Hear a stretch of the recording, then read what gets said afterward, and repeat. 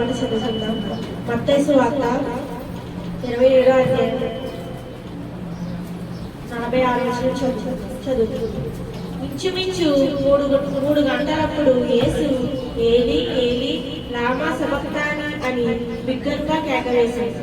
ఆ మాటకు నా దేవా నా దేవా నన్నెందుకు చేయి విడిచినని అర్థం. ఈ సమయంలో ఈ మాట చదవడానికి ప్రభుత్వం ఈ సమయంలో వయసు వివరిస్తుండగా అందరూ శ్రద్ధగా ఏకీభవిస్తున్నారండి. ఫస్ట్ గారికి ఫస్ట్ అందరికీ నా వందనాలు. ఇప్పుడు వచ్చిన సంఘస్థులందరికీ నా వందనాలు. ఇప్పుడు దేవుడు సినిమా పడిన 4వ మాట చెప్పుకోబోయే ముందు చిన్న పాట పాడుకున్నామండి. కలువరిలో కరిగిపోతీవయ్యా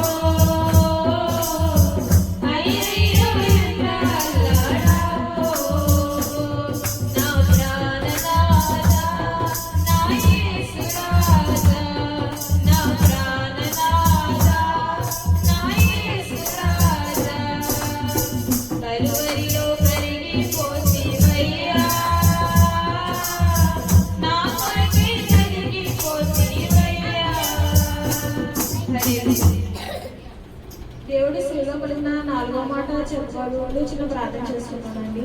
పరిశుద్ధుడా నీకు వందనాలు తండ్రి, పరలోకమందున్న దేవాని స్తోత్రాలు ప్రభువా. ఈ రోజు శిలువలో పలికిన 4వ మాట చెప్పడానికి ఇచ్చిన భాగ్యాన్ని బట్టి నీకు వందనాలు తండ్రి. ఏ అర్హత లేదు మాకు ప్రభు, కృపణిచ్చినందుకు వందనాలు ప్రభా. మేము కాదు తండ్రి, ఆనాడు మోషనటికి తోడేయండి ప్రభా, మీరు మా నోటికి తోడేయండి అయా. పలుకోవాల్సింది మాకు బోధించమని వేడుకుంటున్నాం ప్రభా. అయా తండ్రి, వచ్చిన వారికి అందరికీ ప్రభా నేను చెప్పబోయేది అర్థమయ్యేలాగా సహాయం చేయమని వేడుకోండి అయా. సాఫ్ చెప్పబోయేది ఇంకా మాకు బాగా అర్థం అవ్వడం ప్రభు చూపించమని, ఈ చిన్న ప్రార్థన బాగా చెందుకు చేర్చుకోమని యేసు నామములో ప్రార్థిస్తున్నాం తండ్రి. దేవుడి శిలువలో పలికిన 4వ మాట ఒకసారి చదువుతున్నామండి. ఇంచుమించు 3 గంటలప్పుడు యేసు ఏలీ ఏలీ లామా సబక్తా అని బిగ్గరగా కేకవేసెను. ఆ మాటకు నా దేవా నా దేవా నన్నెందుకు చేయి విడిచితివని అర్థము. ఇక్కడ యేసు ప్రభు వారు ఏ పరిస్థితుల్లో ఈ మాట అంటున్నారంటే, ఆయన్ని కొర్రలతో కొట్టినప్పుడు ఆయన మాట అనడం లేదు, ఆయన్ని దూషిస్తున్నప్పుడు ఆయన హింసిస్తున్నప్పుడు ఆయన మాట అనడం లేదు, ఆయన్ని చిత్రహింసలు పెడుతున్నప్పుడు కూడా ఆయన మాట అనట్లేదు. ఎప్పుడు అంటున్నారంటే, ఇంకా సమస్తం అయిపోయింది, ఇంకా నేను చేయవలసి కొన్ని క్షణాలు అయితే నేను చనిపోతాను, తను చనిపోతాను అనగా ప్రభు ఈ మాట పలుకుతున్నారండి. ఏమంటే నా దేవా నన్ను ఎందుకు చేయి విడిచామని పలుకుతున్నారు. ఎందుకు మాట పలుకుతున్నారంటే, ఆయన చనిపోయే ముందు ఇంకా మనందరి పాపాలు ఒక్కసారిగా ఆయనలో చేరడం వల్ల, ఆయన పరిశుద్ధిగా ఉన్నవాడు కాస్త పాపిగా మారిపోవడం వల్ల ప్రభు వారిని చేయి విడిచిపెట్టేశారు. ఒకసారి యేసు ప్రభు యోహాను సువార్త 8:25 అంటారు, నా తండ్రి నాకు చేయి విడిచిపెట్టలేదు, నాతో ఎప్పుడు తోడుగా ఉన్నారని యేసు ప్రభు వారు అంటారు. ఇక్కడికి వచ్చేసరికి ఏమో నా దేవా నా చెయ్యి ఎందుకు విడిచిపెట్టావు అని అన్నారు. ఎందుకు విడిచిపెట్టారంటే, ఆయన అప్పుడు దాకా ఉన్నప్పుడు కాస్త పరిశుద్ధిగా ఉన్నాడు, కానీ ఆయన చనిపోయే ముందు మన పాపాలన్నీ ఆయనలోకి వెళ్ళడం వల్ల ఆయన ఒక్కసారిగా పాపగా మారిపోయాడు. మరి పాప చేయి దేవుడు పట్టుకోడు కాబట్టి ఆయన దేవుడి తన కుమారు చేయి విడిచిపెట్టడం జరిగింది. ఇక అప్పుడు దేవుడు ఆ వ్యాధిని తట్టుకోలేక నా తండ్రి నన్ను ఎవరు విడిచిపెట్టలేని ఉంటానేమో కానీ యేసు నా తండ్రి నన్ను విడిచిపెట్టే నేను ఉండలేనని చెప్పి ఆవేదనగా దేవుడు యేసుప్రభు వారి దగ్గరగా ఈ మాట అనడం జరిగిందండి. ఆయన్ని ఇస్కరియోతు యోధ 35 వెండి నాణాలు అమ్మినప్పుడు ఆయన బాధపడలేదు, ఏం పట్టించుకోలేదు. పేతురు కుమారు యేసు ఎవరు నాకు తెలియదు అని పలికినప్పుడు దేవుడు బాధపడలేదు. కానీ తండ్రి తన చేయి విడిచిపెట్టినప్పుడు మాత్రం నేను ఇంకా ఎవరు నాకు ఇస్కరియోతు యోధ 35 వెండి నాణాలకు అమ్మేసినా సరే నేను తన నమ్మకంగా లేకపోయినా సరే నేను ఉండగలను. కానీ పేతురు నన్ను విడిచిపెట్టేసిన నేను నా మీద అబద్ధంగా పలికినా సరే నేను ఉండగలను. కానీ ప్రభువు నా చేయి విడిచిపెడితే నేను ఉండలేనని చెప్పి యేసు ప్రభు వారు ఆవేదనతో అంటున్నారు. అదే ప్లేస్ లో మనం కనుక ఉంటే నేను ఇస్రాయేలు దొంగ తెలిసినప్పటికీ కూడా ఆయనకి నేను కాంటెన్స్ ఇచ్చాను కదా, నన్ను ఎందుకు విడిచిపెట్టేశాడని మనం ప్రశ్నిస్తామండి. మనుషులు వాళ్ళు విడిచిపెట్టేశారని చెప్పి మనం బాధపడతాం, కానీ దేవుడు విడిచిపెట్టడానికి గ్రహించలేకపోతాం. ఇక్కడ యేసు ప్రభు వారు ఏం చేస్తున్నారంటే మనుషులను విడిచిపెట్టేస్తే పర్లేదు, ఎందుకంటే వాళ్ళు శాశ్వతం కాదు, కానీ నా తండ్రి నాతో శాశ్వతం అని చెప్పి ఆయన వాళ్ళు విడిచిపెట్టేస్తే బాధపడకుండా తండ్రి విడిచిపెడుతుంటే మాత్రం నా దేవా నన్ను ఎందుకు విడిచిపెట్టావని యేసు ప్రభు వారు ఇక్కడ పలుకుతున్నారండి. ఆయన ఇక్కడ మనకి ఇక్కడ మూడు మాటలు చూపిస్తున్నారు ఈ 4వ మాటలో. ముందుగా శ్రమ పడుతున్నారు, రెండోదిగా తండ్రికి ప్రార్థన చేస్తున్న శ్రమలో కూడా కృంగిపోకుండా తండ్రికి ప్రార్థన చేస్తున్నారు. మూడోదిగా ఆయన విశ్వాసాన్ని కనబరుస్తున్నారు. నేను మనుషుల మీద ఆధారపడలేదు, నేను వాళ్ళు ఎవరైనా ఆధారం చేసుకోలేదు, నా దేవుడిని నేను ఆధారం చేసుకున్నానని చెప్పి తన విశ్వాసాన్ని మనం కూడా పాటించాలని చెప్పి తన విశ్వాసాన్ని మనం కనబరుస్తున్నారు. ఈ మూడు మనం దాని తండ్రి 4వ మాట చెప్తుండగా మనం గ్రహించాలని యేసు ప్రభువు కోరుకుంటున్నాడు. ఇంకా దేవుడు ఇంకా మొట్టమొదటి మాటలేమో తండ్రి వీరేం చేయించున్నారని పలుకుతున్నాడు, కానీ 4వ మాటకు వచ్చేసరికి నా దేవా అని పలుకుతున్నారు.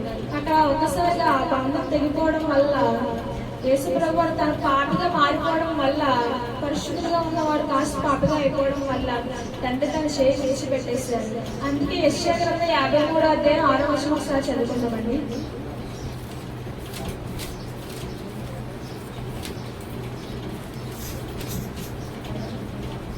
53:6 వచనం చదువుతుంది. మనమందరము గొర్రెల వలె త్రోవ తప్పిపోతిమి, మనలో ప్రతి వాడును తనకిష్టమైన త్రోవను తొలిగెను, యెహోవా మన అందరి దోషమును అతని మీద మోపెను. ఇక్కడ ఏం చెప్తున్నారంటే మన అందరి దోషము ఆయన మీద మోపుతారని దేవుడు ముందుగానే ఇక్కడ యెషయా ప్రవక్త వారు ముందుగానే చెప్తున్నారు. మనం త్రోవ తప్పిపోవడం వల్ల, మనకి ఇష్టమైన మార్గాలు మనం నడుచుకోవడం వల్ల మన శిక్ష ఆయన అనుభవిస్తున్నారు. అది మనం తెలుసుకోకుండా ఇవి గుడ్ ఫ్రైడే దినాన్ని కూడా మనం తెలుసుకోవాలని దేవుడు ఆశిస్తున్నాడు. అలాగే ఇక్కడ యేసు ప్రభు వారి సంఘములకు 4వ మాటలతో మనకి ఏం చెప్పాలనుకుంటున్నారంటే నేను మనుషుల మీద ఆధారపడలేదు, నా దేవుడి మీద ఆధారపడ్డాను. నన్ను మనుషులు విడిచిపెట్టేసినా పర్లేదు, కానీ దేవుడు నా తండ్రి నన్ను విడిచిపెడితే నేను ఉండలేనని చెప్పి బిగ్గరగా ఆవేదనతో మాట పలుకుతున్నారు. మనం కూడా ఈ రోజున మనుషులు చేయి కాకుండా మనుషులు మనం విడిచిపెట్టేసేయాలని బాధపడకుండా దేవుడు మనతో ఉంటే మనకి అది చాలని చెప్పి దేవుడు అలా ఆయనతో ఉండాలని కోరుకుంటున్నాడు.